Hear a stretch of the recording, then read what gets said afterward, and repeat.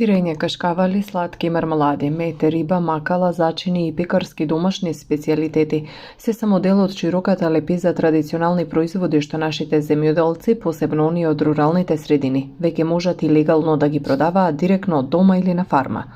Ова го предвидуваат неодамна донесените два правилника за храна за животинско и за храна од неживотинско потекло, со кои значително се олабавија условите за производство и преработка. Правилниците наметнуваат само основни елементарни критериуми, најмногу во однос на хигиената, кои мора да се исполнат.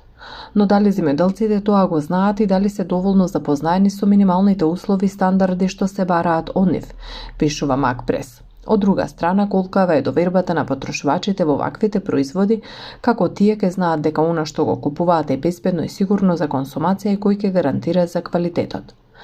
Во регистерот на објекти и оператори со храна за примарно производство и преработка на производи од животинско потекло се евидентирани 296 производители, од кои најголемиот дел 293 се производители на мед и пчелни производи.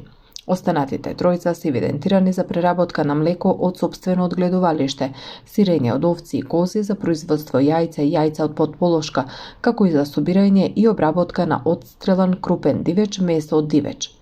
Регистарот на објекти и оператори за примарно производство на храна од неживотинско потекло пак е во фаза на креирање. Регистрацијата на оваа категорија производители засега се врши преку подрачните единици на Агенцијата за храна и ветеринарство. Во оваа категорија досега се евидентирани тројца оператори за преработка органско овошје и производство на оцет во Валандово, за традиционално производство на вино во Струмица и за сушење овошје во Охрид. Според податоците од терен неопходни се дополнителни обуки и информативни средби, посебно со жителите во послабо развиените подрачја. Повеќето производители сметаат дека ефектот од примената на правилниците ќе биде видлив веројатно наредната година, зашто е релативно краток периодот од нивното донесување за да се постигнат некакви резултати.